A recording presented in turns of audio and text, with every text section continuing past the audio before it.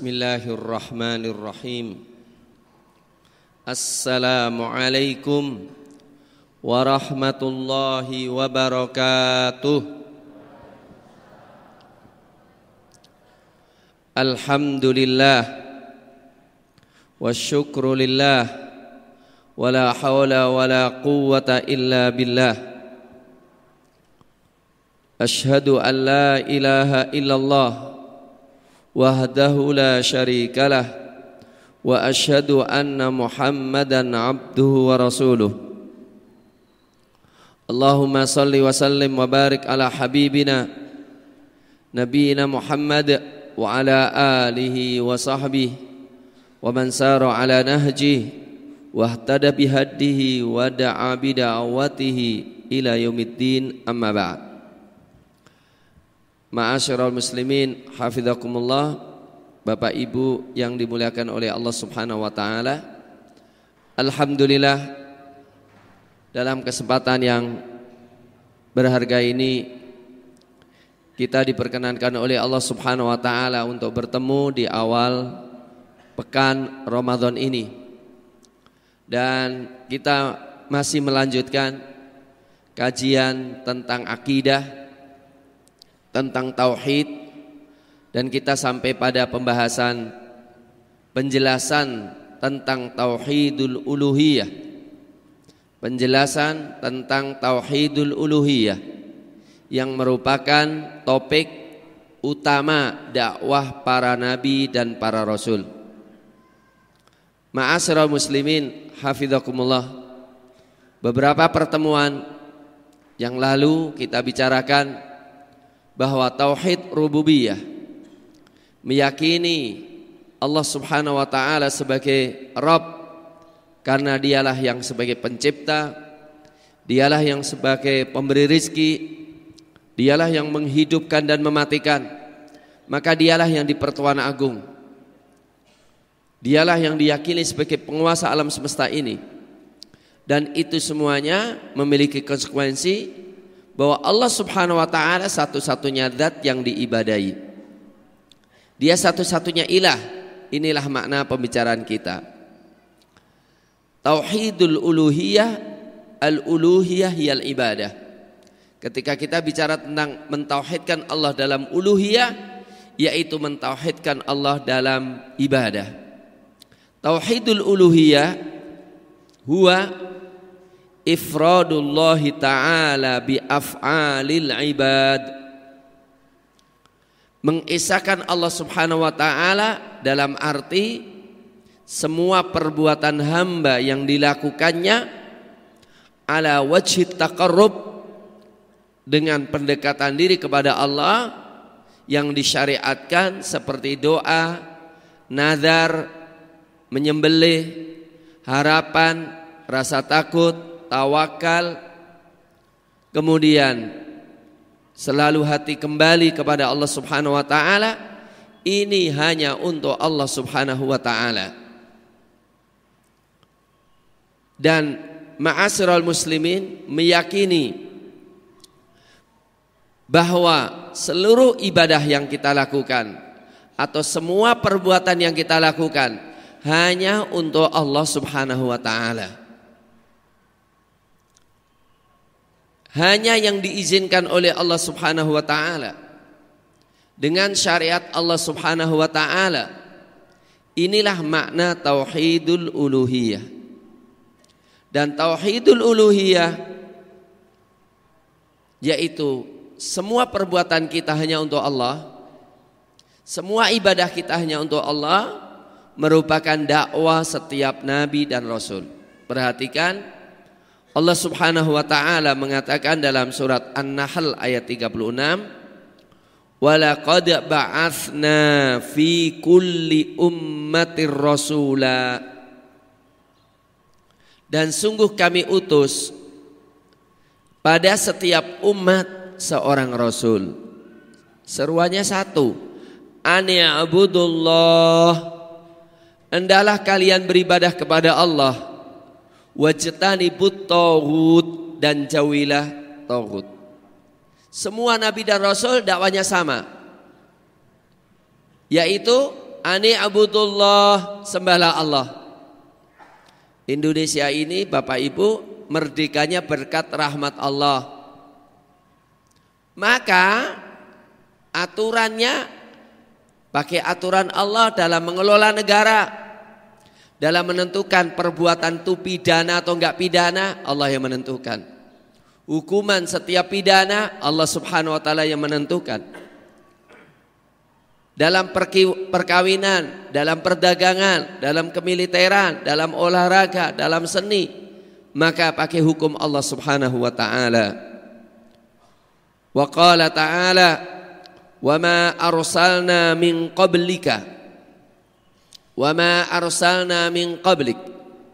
Dan tidaklah kami utus sebelummu mir rasulin, dari setiap rasul. Dan tidaklah kami mengutus sebelummu dari seorang rasul illa nuhi ilaih, kecuali kami wahyukan kepada rasul itu. Tidak ada rasul dari awal sampai akhir yang diutus oleh Allah Subhanahu wa taala kecuali kami wahyukan kepadanya annahu la ilaha illa ana fa'budun, bahwasanya tidak ada ilah yang berhak disembah kecuali aku, fa'budun, maka sembahlah aku, kata Allah Subhanahu wa taala.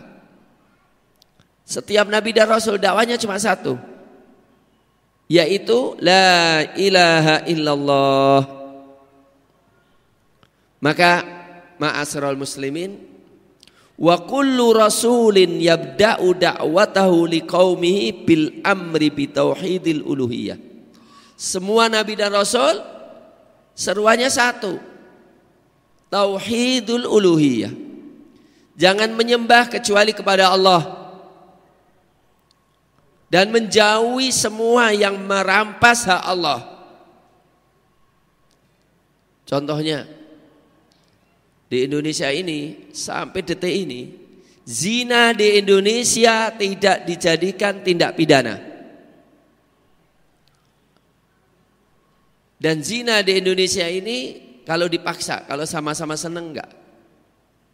Maka ketika ada orang pacaran zina kemudian di hotel, mereka ditangkap, enggak ada yang diajukan ke pengadilan.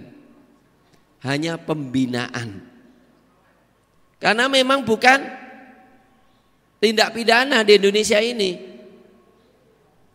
Mabuk di Indonesia, hukum Indonesia tidak dianggap sebagai tindak pidana. Kapan tindak pidana? Manakala mabuknya di pasar. Mabuknya di tempat rame-rame itu baru tindak pidana. Itu pun tindak pidana ringan, tipiring. Nah, Pak, kalau minuman keras, dosa yang paling besar, yang menyebabkan pembunuhan, menyebabkan mutilasi, pemerkosaan, tidak dianggap dosa. Terus cara memperbaiki negeri gimana? Orang dibiarkan silahkan minum minuman keras dan terang-terangan. Nah, berarti ini menyembah siapa? Menyembah tauhid. Adapun syirik memang nggak pernah jadi dosa di Indonesia. Syirik nggak. Bahkan buktinya kalau Indonesia syirik nggak dosa. Banyak sekali proyek-proyek syirik yang membiayai APBD atau APBN. Ini jadi masalah besar. Jadi maksud saya adalah ketika kita bicara tentang tauhidul uluhiyah, hendaklah kita menyembah kepada Allah. Permasalahan di Indonesia sangat-sangat kompleks, ya. Sangat-sangat kompleks. Ngakunya orang Islam, tapi kalau sudah berkaitan dengan warisan, cari pengadilan sipil. Bukan pengadilan Islam yang menentukan syariat Allah Subhanahu wa taala.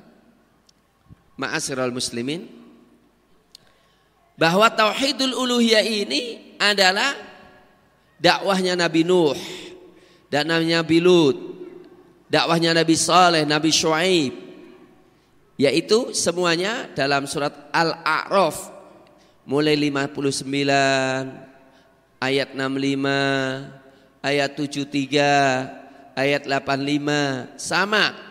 Ya qaumi ibudullaha ma lakum min ilahin ghairuh. Wahai kaumku, sembahlah Allah. Kalian tidak punya ilah yang berhak disembah selain Allah Subhanahu wa taala. Nabi Ibrahim, Allah mengatakan, wa Ibrahim idz qala liqaumi ibudullaha wattaqu. Nabi Ibrahim mengatakan kepada kaumnya, sembahlah Allah dan takwalah kepadanya, jangan syirik. Dan Allah menurunkan kepada Nabi Muhammad sallallahu alaihi wasallam firman-Nya, qul inni, perhatikan, qul inni, katakanlah sesungguhnya aku, umirtu, aku diperintah, an a'budallah, untuk menyembah kepada Allah, mukhlishon, dengan mengikhlaskan, lahuddin, kepada Allah din, ketaatan dan aturan hidup. Jadi Rasulullah sallallahu alaihi wasallam diperintahkan oleh Allah untuk mengatakan kepada kaumnya, aku diperintah oleh Allah hanya menyembah kepada Allah dengan cara apa? Din, ketaatan, ketundukan, aturan hidup hanya untuk Allah. Dan ini diperlukan, kalau gitu kalau kita mau kawin pakai hukum Allah.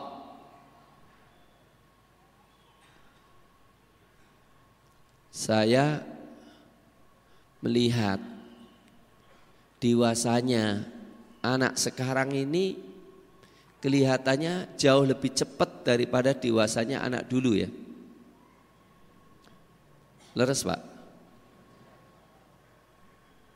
Kalau dulu nggak ada ketentuan-ketentuan. Memang kalau dalam Islam anak kalau sudah haid siap kawin walaupun umur 12 tahun.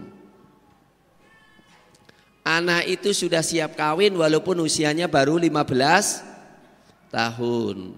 Tapi dewasa benar, nggak ada aturan macam-macam. Maka Amr bin As itu menikah usia 12 tahun. Sehingga 13 tahun sudah punya putra, Abdullah bin Amr bin As, menjadi ulama besar. Pemikul hadis Rasul sangat banyak. Kalau sekarang orang bilang dewasanya itu kalau 18 tahun. Tapi lebih cepat kematangan seksualnya jauh sebelumnya. Anak SD 8 tahun sudah dewasa. Jadi kira-kira kawin anak usia muda itu kira-kira bagus atau enggak bagus ya? Anak SD kawin itu bagus enggak? Bagus enggak? Enggak bagus? Enggak. Saya napa mboten saya, Bu? Mboten saya. Leres mboten saya.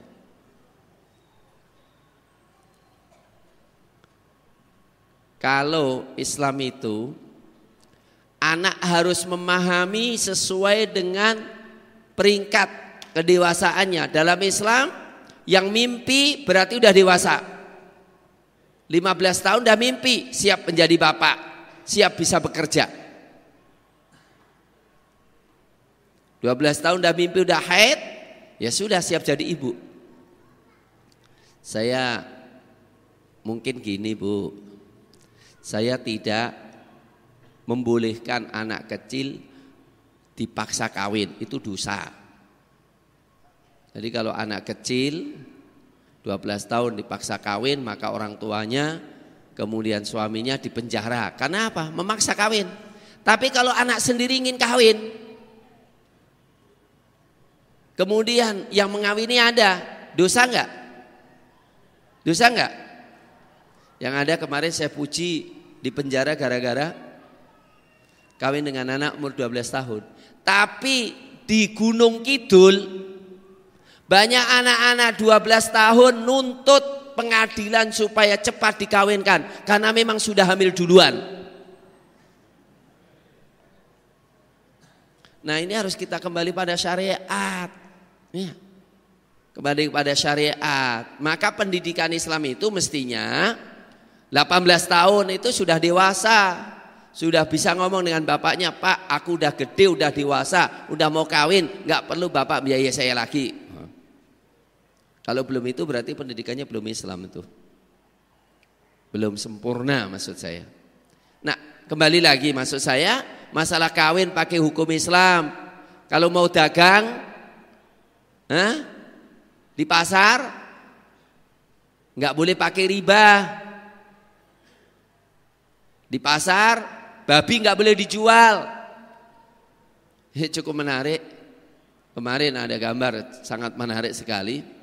2 kontainer besar babi itu ternyata didorong-dorong untuk masuk ke lubang besar. Jadi disediakan lubang besar, babi-babi dilemparkan di situ hidup-hidup, kemudian ditutup, dikubur hidup-hidup.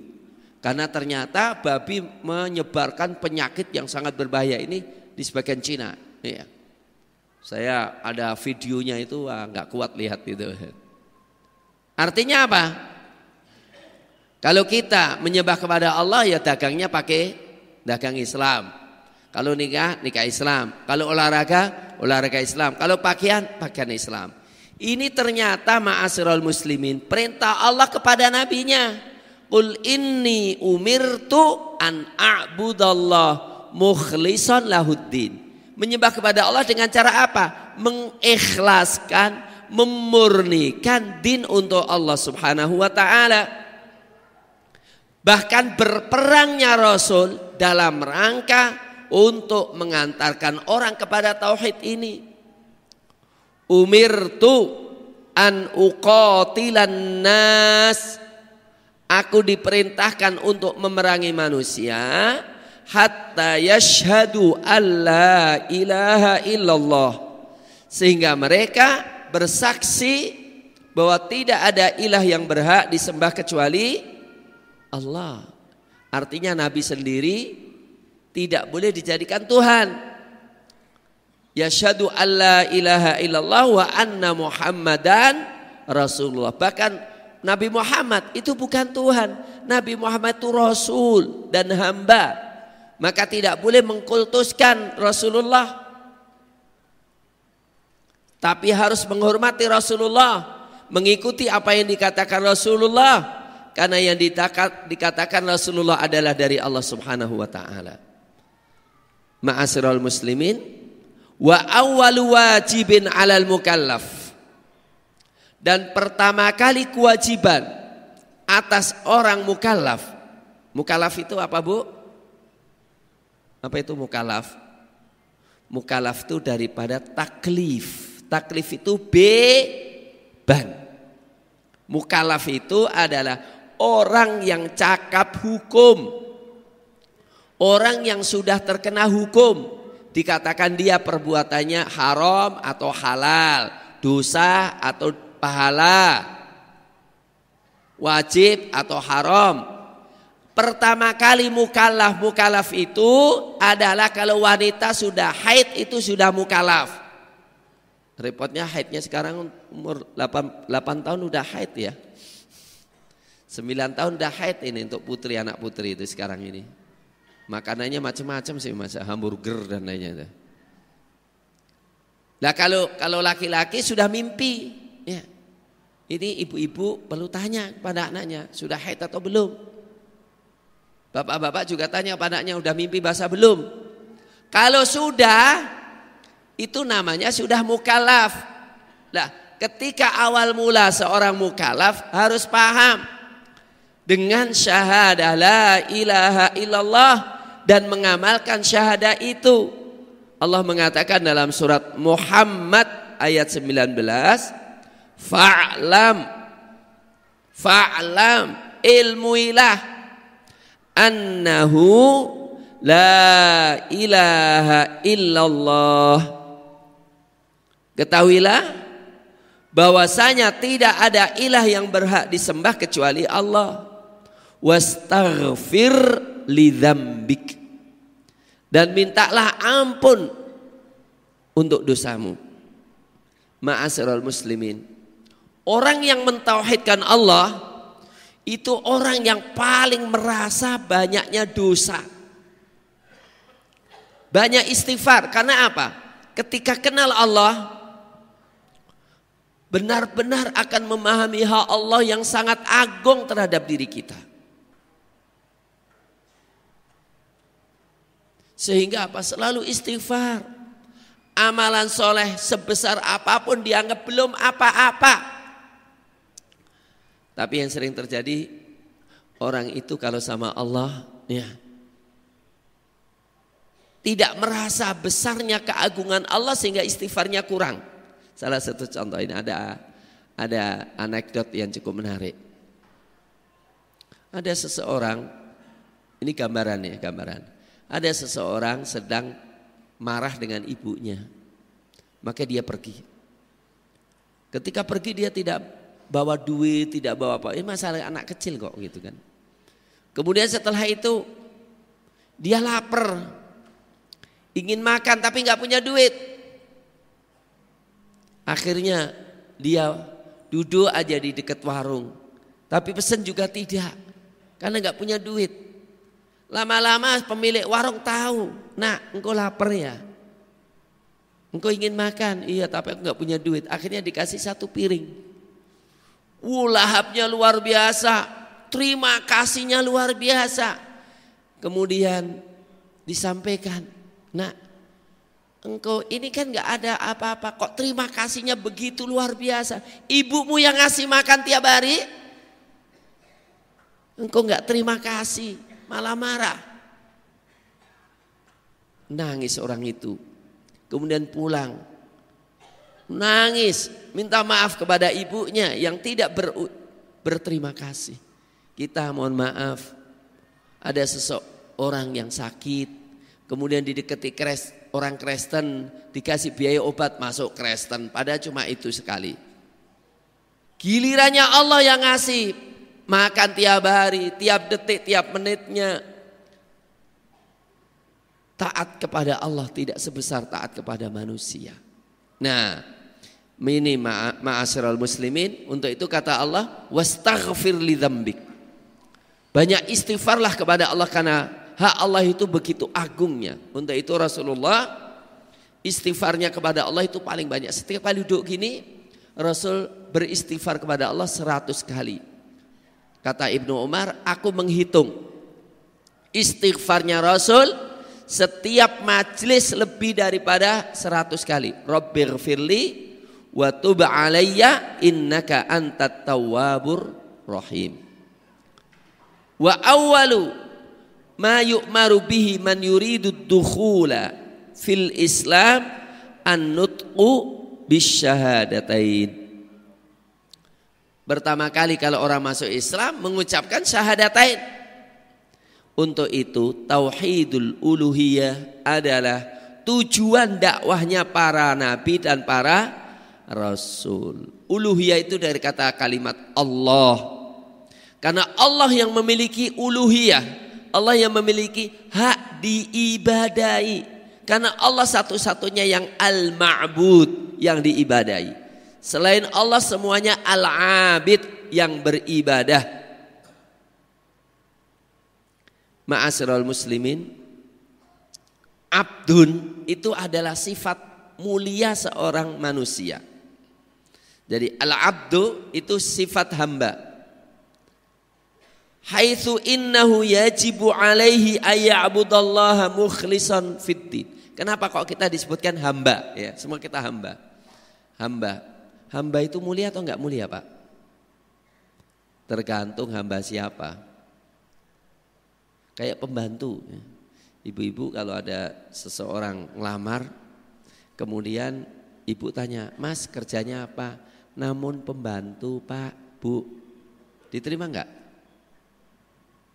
Ditolak langsung kan? Pembantu ngelamar anakku ini. Tapi bilang nyun ngapunten pembantu presiden. Baru dia, oh bantu presiden. Sama hamba sahaya itu tergantung siapa. Kalau hamba Allah, nah itu luar biasa itu. Kalau hamba Allah tidak akan menjadi hamba manusia. Ya. Kalau tidak mau menjadi hamba Allah, jadi hamba duit. Kalau tidak menjadi hamba Allah, akan menjadi hamba emas, hamba jabatan, hamba manusia. Nah, ibu bapak yang dimuliakan oleh Allah Subhanahu wa taala. Jadi perlu kita ketahui derajat yang paling mulia seorang manusia adalah sebagai hamba. Maka bahasa ya Allah, akulah hambamu. Ini mulia sebetulnya. Akulah hambamu. Aku menghamba kepadamu. Ya, aku beribadah kepadamu. Dan ini adalah kebutuhan yang paling utama. Kita merasa sebagai hamba enggak? Kepada Allah. Yang namanya hamba itu ya Allah, apa perintahmu? Aku ingin laksanakan. Apa laranganmu? Aku ingin tinggalkan. Ya. Nyun ngapunten. Seorang pembantu di rumah. Dan pembantu itu meyakini bahwa majikannya itu baik banget. Itu kira-kira kalau di rumahnya majikannya kemudian didiemin gitu, nggak diperintah, nggak dilarang, didiemin aja, kira-kira sedih nggak? Sedih banget. Dia selalu tanya, nyun ngapunten, aku disuruh apa yang nggak boleh kulakukan, gitu kan. Dia selalu was-was kalau nggak nanti jangan-jangan nggak pas kerjaannya itu ya. Semakin menghormati pembantu kepada majikannya, itu masa tanya apa yang pasnya gitu, sudah pas atau belum gitu kan, ya. Apa saja yang dilakukan, ini sudah pas atau belum bapak gitu kan, ini sudah pas atau belum ibu. Saya ketemu dengan seseorang yang pernah menjadi pas pampersnya Jokowi. Sanjungannya dahsyat banget. Pokoknya semua nggak enak dengan Bapak Presiden. Ini kepada mestinya kalau kita sebagai hamba Allah, Pak. Ya Allah, sudah pas belum ya sholatku ya? Ya Allah, sudah pas belum sholatku ya? Ya Allah, sudah pas belum ya? Ini loh saya melakukan aktivitas ekonomi. Ini sudah pas nggak menurut Allah ya? Kalau mendidik anak juga gitu, sudah pas nggak saya mendidik anak ini? Sudah sesuai dengan Allah belum ini? Kalau saya mengelola istri, sudah pas belum ya saya memperlakukan istri menurut Allah? Kalau mendidik anak sudah pas atau belum? Selalu begitu. Ya. Maka dikatakan wa'lam, Ibnu Taimiyah mengatakan wa'lam anna faqral abdi ilallah. Ketahuilah, kefakiran hamba kepada Allah bukan duit. Walaupun duit fakir, tapi bukan itu. Kefakiran kita kepada Allah apa? An ya'budahu. Bagaimana bisa beribadah kepada Allah? La yusyriku bihi syai'a. Tidak menyekutukan Allah dengan sesuatu pun. Ini kefakiran. Kefakiran yang paling fakir adalah kita membutuhkan bagaimana aku bisa beribadah kepada Allah sebaik-baiknya. Mohon maaf, itu kira-kira dirasakan oleh kebanyakan orang enggak? Kalau orang aku butuh dikasih makan oleh Allah, semua orang merasakan itu. Aku butuh dikasih rezeki oleh Allah, semua orang merasakan. Aku butuh supaya dapat kesehatan, semua orang merasakan ini. Iya. Aku butuh supaya dikasih keamanan, supaya enggak tabrakan, supaya tidak dibegal, itu dirasakan semua orang. Tapi aku butuh gimana aku bisa beribadah kepada Allah, Allah ridho kepadaku. Aku melakukan segala sesuatu persis yang Allah katakan. Itu kira-kira dirasakan banyak orang enggak? Jadi selalu nanya, pakaianku pas nggak sama ya Allah ya? Zikirku pas nggak ya? Nah, inilah sebetulnya kefakiran yang paling fakir. Ini tidak ada bandingannya. Jadi ingin ibadah kepada Allah nggak ada, maka tidak bisa dianalogikan.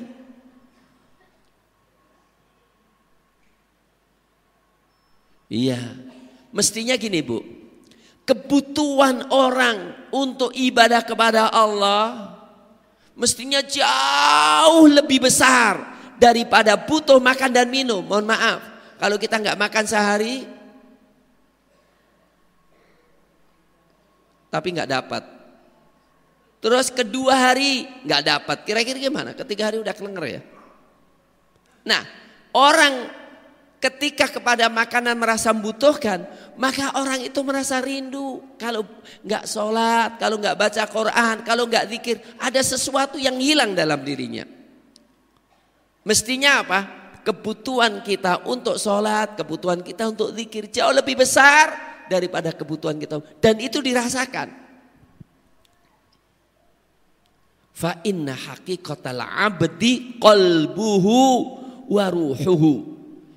Hakikat hamba itu hatinya dan rohnya. Wahiyalah solahalaha. Dan hati dan roh itu tidak ada kebaikan illa bi ilahiha, kecuali dengan ilahnya. Allah alladzi la ilaha illahu, yang tidak ada ilah kecuali dia. Mohon maaf, kalau orang sedang gandrung dengan seseorang gimana? Ibu bapak, kalau orang sedang gandrung dengan seorang gimana? Pernah ngerasakan nggak Pak? Bapak-bapak pernah nggak? Hah? Nggak pernah? Pernah ya? Kalau nggak pernah saya bilang nggak normal Pak. Ibu-ibu pernah nggak? Pernah. Gimana kalau pas gandrung itu kalau nggak ketemu yang digandrungi kira-kira gimana? Kalau nggak ketemu kira-kira gimana? Kalau SMS nggak dijawab-jawab gimana? Kalau telepon nggak diangkat gimana? Hah? Gelisah kan? Nah, kalau kita kepada Allah mestinya lebih daripada itu enggak? Ada kegelisahan luar biasa di hati, kecuali telah berzikir kepada Allah dan merasa dekat kepada Allah. Mohon maaf, kita rindu dengan seseorang. Kita telepon, entah itu anak atau suami atau istri telepon, jawabannya itu sekena saja. Kira-kira gimana? Kita SMS jawabannya sekena, sedih. Mestinya kalau hati kita tidak nyambung, sholat kok nggak nyambung sama Allah, doa nggak nyambung sama Allah, berzikir nggak nyambung sama Allah, gelisah dan tidak ada tenang kecuali zikir kembali. Ala bizikrillahi tatmainnul qulub. Bapak, kalau kita mau nafas nggak bisa, kira-kira gimana? Orang yang punya penyakit asma terasa benar. Bapak, ketika ikan nggak ada air, kira-kira gimana? Kelaparan. Demikian juga orang yang beribadah kepada Allah susah, sedih, gelisah manakala ya tidak ketemu dengan Allah. Maka fala tatma'innu fid dunya illa bidzikri. Jiwa manusia itu tidak akan tenang kecuali dengan berzikir. Walau hasol, kalau sudah dapat yang dicari, lil abdi ladzat wa surur bi ghairillah fala yatumu dzalik. Kalau seseorang itu mendapatkan sesuatu yang dicari selain Allah, seneng sih seneng, tapi sementara. Contohnya gini, nyon ngapunten. Orang sedang rindu-rindunya, tapi dia juga lapar. Ketika dapat makan, dia seneng kan? Tapi apakah sempurna? Nyon ngapunten, ada seorang ibu yang sangat rindu dengan anaknya. Kemudian dikasih makan, ya pas lapar seneng, tapi setelah makan belum sempurna. Mungkin dia ingin jalan-jalan, dikasih jalan-jalan, iya tapi aku belum ketemu dengan anakku. Artinya orang yang beriman itu mungkin makan seneng, habis makan seneng, atau merasakan puas. Mungkin habis jalan-jalan seneng. Tapi kebutuhan utama orang yang beriman adalah berzikir, memahami Islam, mengamalkan Islam, ibadah kepada Allah. Sebelum itu hati gak terasa nyaman dan tenang.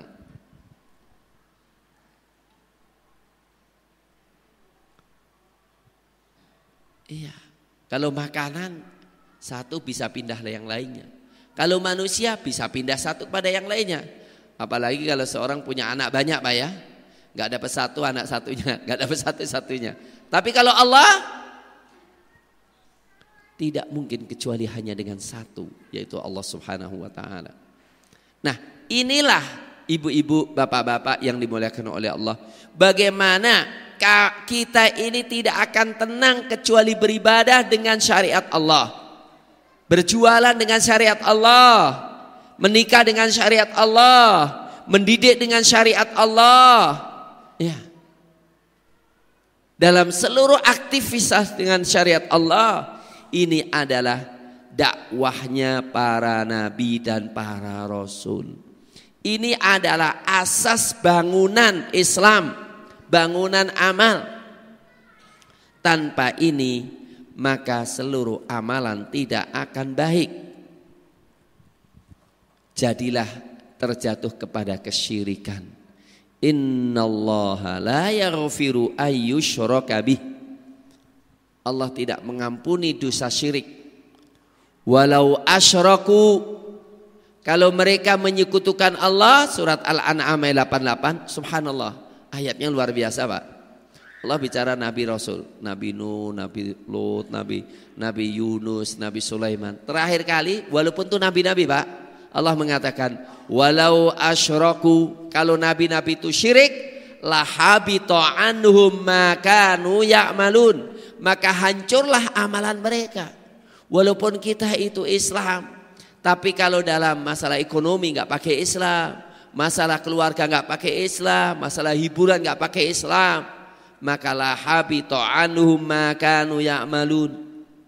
Lain asyrakta, kata Allah kepada Nabi Muhammad, lain asyrakta, kalau engkau musyrik ya Rasul, la yahbatanna amaluk, maka amalanmu akan sirna, wala takunanna minal khasirin, dan pastilah engkau menjadi orang yang rugi. Untuk itu, inilah yang pertama kali harus kita ajarkan kepada anak-anak kita, sehingga anak-anak kita tidak terjatuh kepada PKI. Ya, sekarang itu innalillahi wa inna ilaihi raji'un Bapak Ibu. Fenomena orang terjun ke PKI itu kok ya mengerikan sekali, ya. Jilbab, berjilbaban tapi ikut gerwani, ya. Mahasiswa Islam tapi ikut aliran-aliran sesat, ya. Namanya sih Aidit itu nama Arab itu, Aidit. Pimpinan PKI, Muso, pimpinan PKI. Yusuf, ada yang namanya Yusuf. Ya Allah, innalillahi wa inna ilaihi raji'un. Untuk itu, ma'asyiral muslimin hafizakumullah, harus kita kenalkan bahwa Allah itu fitrahnya di atas segala fitrah. Gak mungkin rakyat kecil bahagia kalau mengingkari Allah. PKI itu lucu banget ya. Gak masuk akal, tidak masuk hati, bertentangan dengan fitrah, kok laris Pak ya.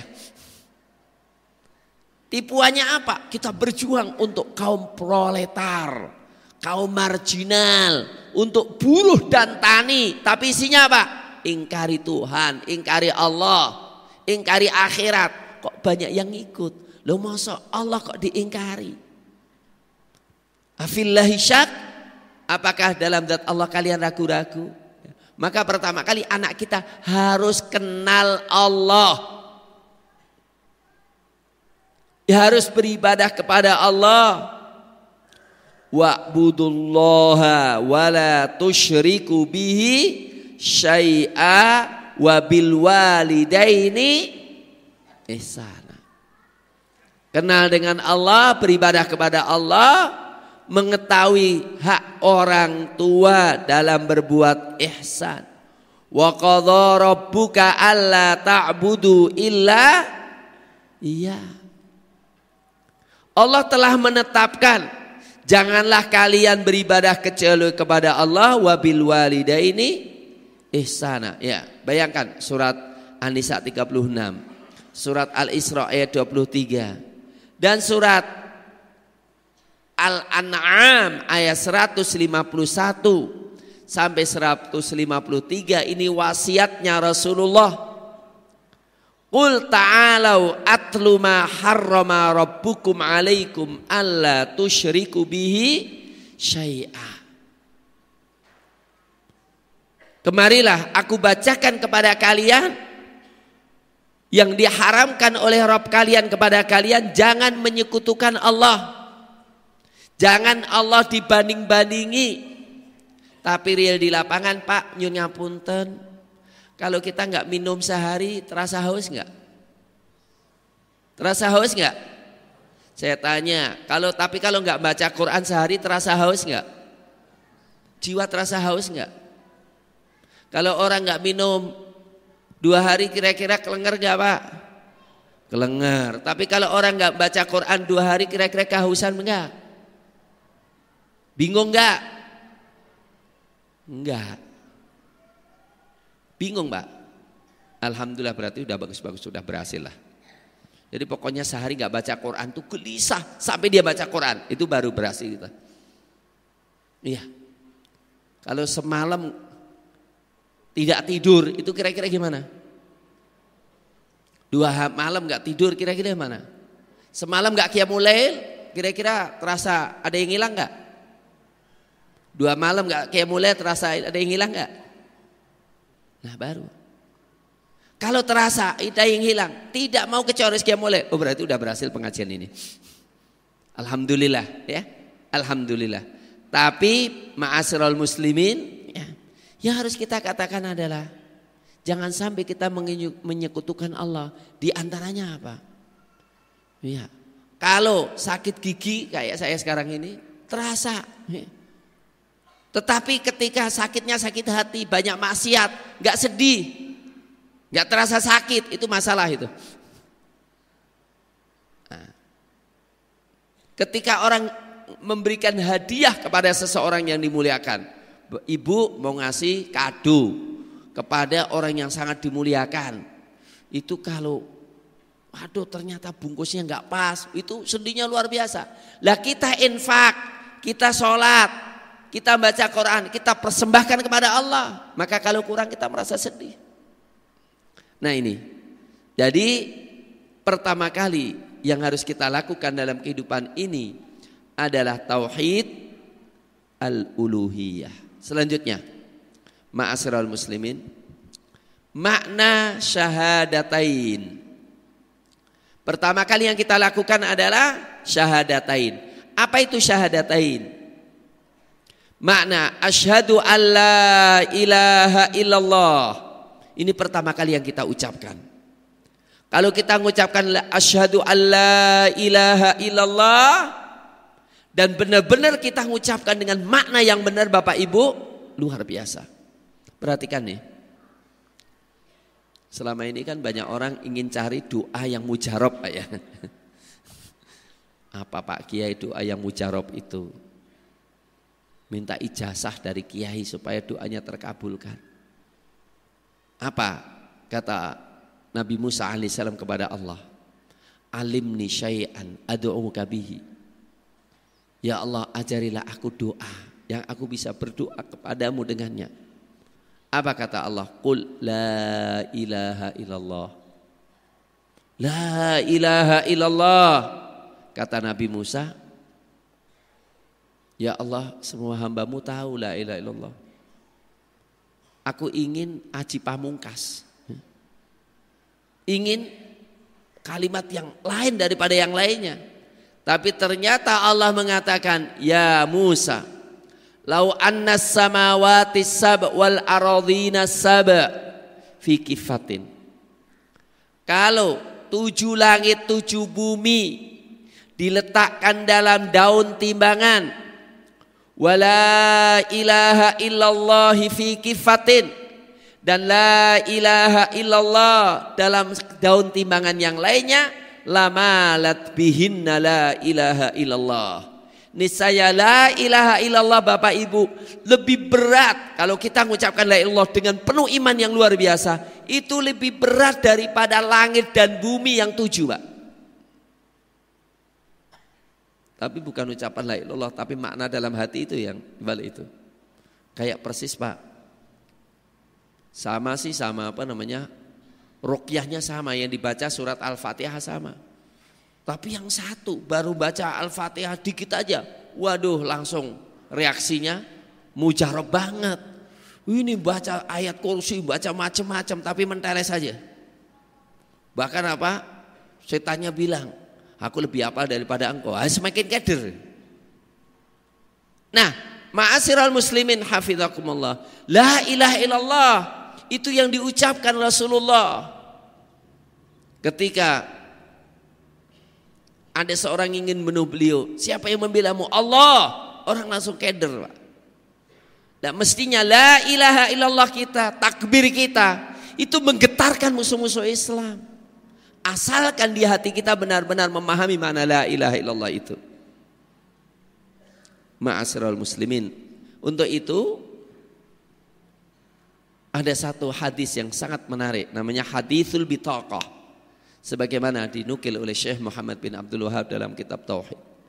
Di hari kiamat nanti ada orang yang dosanya itu lembarannya itu 199 lembar.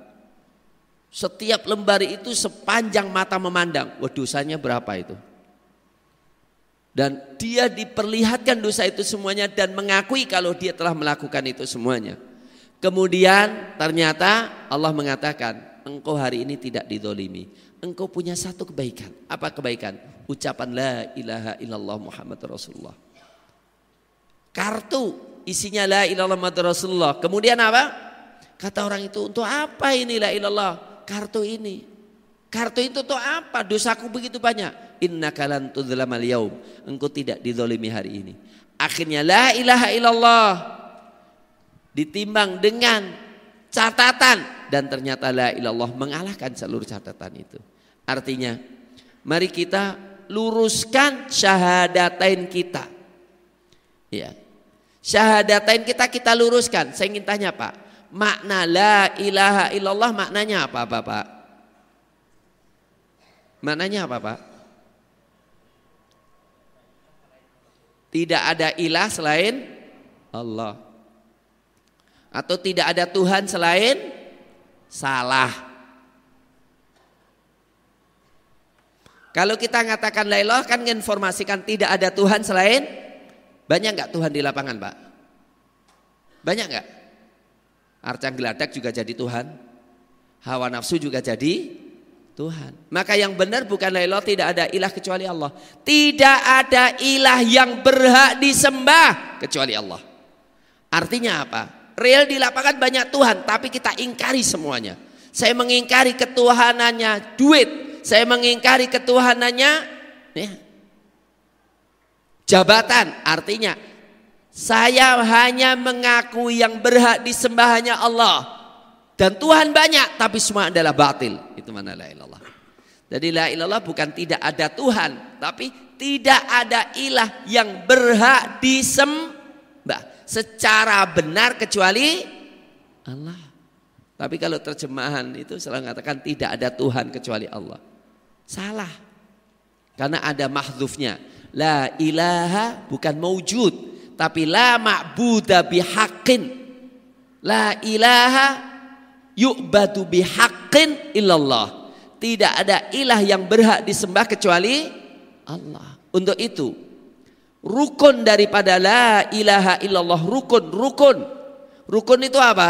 Sesuatu yang membentuk sesuatu. Contohnya rukun itu fondasi, tanpa itu tidak berwujud rumah kalau nggak ada fondasinya. Lah, rukun tauhid adalah 2. Pertama adalah an-nafyu, mengingkari semua ketuhanan, mengingkari semua yang berhak disembah. Entah itu jabatan, entah itu uang, entah itu wanita. Illallah, kemudian ditetapkan, hanya menetapkan beribadatan hanya untuk Allah. Dua, nafyun wa itsbat, penafian dan pengukuhan. Sekali menafikan seluruh Tuhan, maka menafikan seluruh agama. La ilaha illallah, tidak ada ilah yang berhak disembah kecuali Allah. Maka semua Tuhan yang disembah selain Allah adalah batil. Kristen batil, Yahudi batil, Buddha batil, Hindu batil, Sri Buddha Gautama batil. Nabi Isa alaihissalam bukan Tuhan, dia sebagai nabi. Ini kira-kira masalah kecil atau masalah besar, Pak? Masalah besar. Jadi agama-agama selain Islam itu batil semuanya, penduduknya, pemeluknya masuk neraka semuanya, Pak. Sementara Islam tidak dimuliakan di Indonesia. Islam itu di Indonesia sekarang ini sedang dilecehkan, ya, ditertawakan. Anak, bayangkan apa kita nggak sedih, Pak? PKI, anak-anak remaja sholat, bukan sholat, pura-pura sholat, pakai gerakan sholat, tapi telanjang, Pak, sambil ngerokok. Jadi gerakannya gerakan sholat, nyanyi-nyanyi sambil ngerokok. Kurang ajar nggak, Pak? Kurang ajar nggak, Pak? Terjadi nggak, Pak? Terjadi, kita diemin. Anak-anak jilbab, anak sekolah. Gerakannya gerakan sholat tapi nari-nari, tertawa-tawa, rukuk tertawa-tawa, takbir setelah itu tertawa-tawa, melecehkan Islam, Pak. Ini terjadi, Pak. Mengerikan sekali. Dan gambar-gambar itu banyak sekali. Yang ngomong Islam itu, naudzubillah, anjing dan lainnya, babi lainnya itu. Ya. Dan itu dibiarkan di negeri Indonesia. Negeri kalau sudah tidak mengagungkan Allah, ini khawatir, ya, khawatir banget kalau dihancurkan oleh Allah Subhanahu Wa Taala. Nah, jadi pembicaraan kita tentang la ilaha illallah itu harus apa? Melahirkan keagungan hati kita kepada Allah Subhanahu, mengagungkan Allah. Allah itu wa ma qadarullaha haqqa qadri. Tidaklah mereka mengagungkan Allah, tidaklah mereka memuliakan Allah, tidaklah mereka menghargai Allah sebenar-benar kemuliaan. Wal ardu qabdatuhu yaumal qiyamah, dan bumi itu dalam genggaman Allah. Was samawati matwiyatum biyaminih, dan langit-langit pun digulung oleh Allah dengan tangan kanannya. Jadi ada orang Kristen datang pada Rasulullah. Abul Qasim, orang Yahudi dan Kristen, kita mendapatkan kalau Allah menciptakan bumi dengan telunjuknya, langit dan bumi dengan telunjuknya, gunung-gunung dengan telunjuknya. Nanti di hari akhirat Allah Subhanahu Wa Taala akan memegang langit dan bumi itu, menggulung langit dan menggenggam bumi. Rasulullah tertawa. Kemudian beliau mengatakan, wa ma qadarullaha haqqa qadri. Ya Allah, mereka tahu Allah begitu agungnya, tapi terhadap Quran mereka tidak mau, ibadah kepada Allah nggak mau, itu nggak mengagungkan. Kalau tulisan seorang profesor, wah, dielu-elukan, sementara Al-Quran dicuekin. Nah ini ma'asyiral muslimin, pengajian kita pada pagi hari ini adalah, tujuannya adalah membangun ta'zim kita kepada Allah, membangun takdis kita kepada Allah, sehingga hanya Allah lah yang kita sembah dan harus beribadah kepada Allah. Ya, harus beribadah kepada Allah dan hanya kepada Allah kita beribadah, mengagungkan Allah, memuji Allah, menjadikan Allah sebagai tujuan hidup kita. Kita tidak akan tenang hidup kita kecuali yakin kalau Allah meridhai kita. Untuk itu Kaum muslimin yang dimuliakan Allah, para sahabat ada yang berjihad, ada yang infak, tapi masih sedih, takut amalannya tidak diterima oleh Allah. Tapi sebagian orang amalannya sedikit tapi tenang, pasti masuk surga. Itu tidak benar. Ya. Orang yang beriman adalah orang-orang yang benar-benar berjuang sampai Allah ridho kepadanya. Demikian ma'asyiral muslimin hafizakumullah. Jam telah menunjukkan 6 lebih. Mungkin barangkali kalau untuk pertanyaan lebih bagus. Aqulu qouli hadza wa astaghfirullah li wa lakum walhamdulillahi rabbil alamin. Monggo bagi para jamaah kalau ada yang bertanya.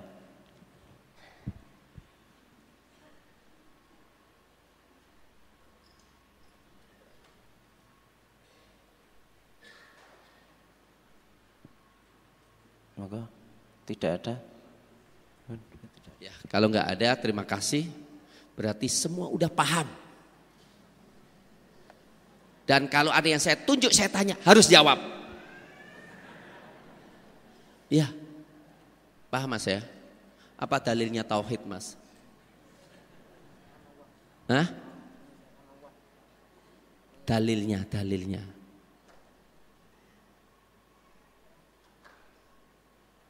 La ilaha illallah itu perintah Allah kepada para nabi dan para rasul. Contohnya apa Mas? Bapak? Surat apa? Ayatnya di mana?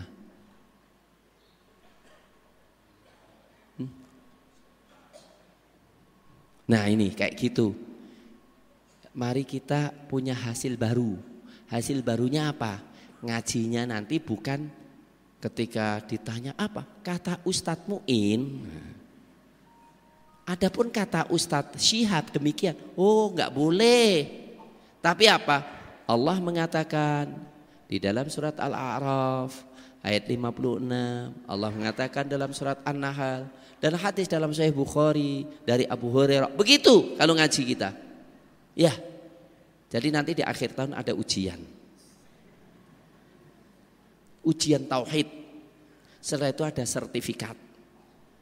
Bahwa Bapak ini telah ikut pengajian tauhid selama setahun 12 kali dengan nilai A.